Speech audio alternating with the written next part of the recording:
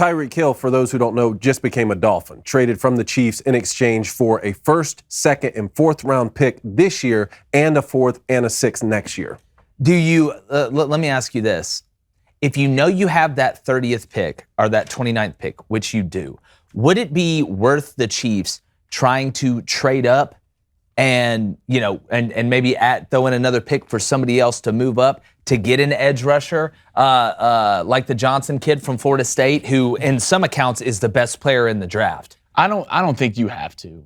If it's me, you have to like where you are with the 29th, because there's still going to be great edge rushers in the first round at the 30th pick. You know? There is, but a lot of them are going early. If you look at the mocks right now, it's offensive tackles and defensive ends. But to get the really good ones that you would want, you'd probably have to get into the top 12, top 15. But that's a move that's doable. If you throw that 30th pick to somebody and then you throw them maybe that second round pick that you got in the trade with the Dolphins. I feel like you'd have to give up a little more than that to get that top 12 pick. You'd have to love a guy. Yeah. Like if they love a guy. If it's me, I don't think you have to do that with picking up Melvin Ingram. You have Chris Jones, and you have that second round pick. I believe it's the 50th pick in the second round, where you could get a guy right there that you somewhat believe in and maybe something you can shape a little bit. But if it's me, you have to replace that needed receiver. Juju Smith, great receiver, not the type of Tyreek Hill guy. Jameson Williams, player. Yeah, Jameson Williams can run. He can take the top off the defense. He's still good in and out of his routes, depending if it's a dig, a post, a corner, a slant, a whip, whatever you want to do. He has great feet. He is coming off that injury. But to replace that void right now, why not get a young guy like Jameson Williams? Yeah, the two guys that to me could somewhat replace Tyreek Hill from a speed standpoint are Tyquan Thornton from Baylor, who is basically Barry Allen from the Flash. Yeah. Got to see some more out of him from a route running standpoint. Mm-hmm. Jameson Williams, to me, though, is a more complete receiver. I agree. And he's bigger. He's bigger. And there's other guys, too. I mean, I still think Chris Olave might be the best wide receiver. He's not. Yeah, he's just not going to be there.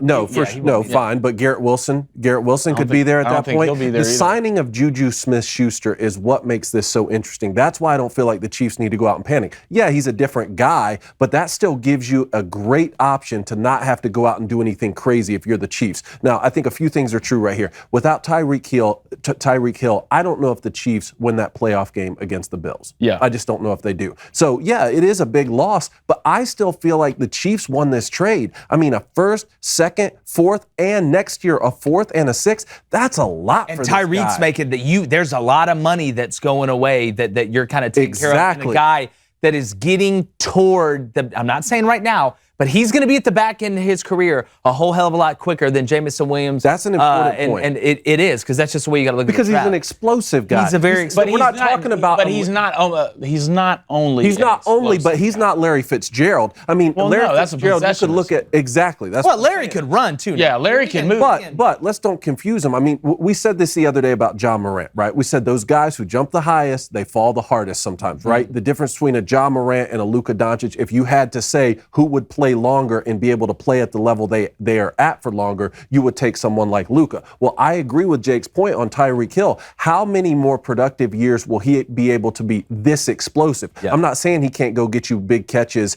6 seasons from now in an important scenario, but you go get someone like more of a Michael Thomas type, or maybe someone like Chris Olave ends up being that type of receiver, or when you're Larry Fitzgerald is certainly the top. So you like Olave better than Drake London, who the Jets are probably going to take? I really like Chris Olave mostly because I had to see every single in and out what he did to Michigan. He's for sure nice, but they got Juju to help, I think, in my opinion, to help one blocking, two with Travis Kelce in the intermediate routes, right? Because it was only Travis Kelce in the intermediate they would throw to. All right, so boom, you got Juju, another guy that can help you with that. And then you go get a J-Mo, you go get a James Williams in the draft. To have that guy that can take it off the top, to be that one-on-one on the outside that can win that matchup. The same thing like Tyreek. The cool thing about Tyreek Hill was you could put him at any position at receiver, inside, and you have to game plan outside. around. You have to game plan around Tyreek Hill. Motions. He's great at short routes, intermediate. He can do it all. I mean, he's a 6-time Pro Bowl receiver. There's a reason he's a 6-time Pro Bowl. It's the Cobra and the Python argument, right? Tyreek Hill, if I'm a defensive defensive guy, he can kill me quick. Yeah. Like, gets a quick strike, you can kill me quick. Travis Kelce, obviously being a tight end, some of these other receivers that are more possession guys, they're like the python or the boa constrictor. They're going to squeeze you to death over time. So, again, it's just kind of what you're trying to find. The thing I like with the Chiefs, they go get this speed guy. You got everything now. Yeah. You've got everything with Mahomes, who we know is a Hogwarts grad. So did everyone win in this trade, or was there a... I don't think the Dolphins lost. I don't think the Dolphins lost. Well, I don't think the Chiefs lost. Yeah. I think this was a legitimate, pretty even trade, in my opinion. The only thing about it with the Dolphins is, you look at their receiver core, and it's nasty, right? You got Devontae Parker, legit kind of a Larry Fitz type of guy, possession receiver, big guy, and go get. You have Jalen Waddle, who's a scat guy. You can put him in the slide, kind of Tyreek Hill-ish, a little slower, but he's getting better. Waddle and better. Jameson Williams are clones to me. Yeah.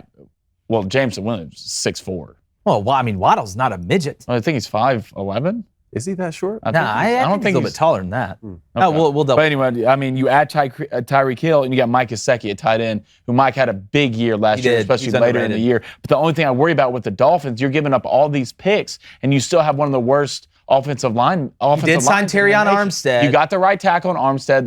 That's great. But the way they ran their offense last year, which will be differences this year with the new head coach, but it was a lot of quick stuff last year. They gave up 236 pressures, which was the most pressures in the NFL. The only loss I can find in this is the Dolphins up front with these picks. You're not going to be able to. That's my point. That's my point. They gave up so much. We're always talking about the game as won and lost up front. I think they gave up too much with what they really needed to do, which was get better up front. Also, Jalen Waddle is 5'10". He's 5'10". I thought he was. Man, I thought he was 6 foot. J-Mo's like 6'4". I thought J-Mo's 6'2". Well, we can look it up. 6'4", flamingo-ish, running around. Flamingo-ish. J-Mo's the type of guy who could run on water. Hey, if you like what you heard and you want to hear more, go on over to Spotify, Apple Podcasts, Stitcher. Check out Crain & Company live every day from 2 to 3 Central, where you can hear us spit it straight.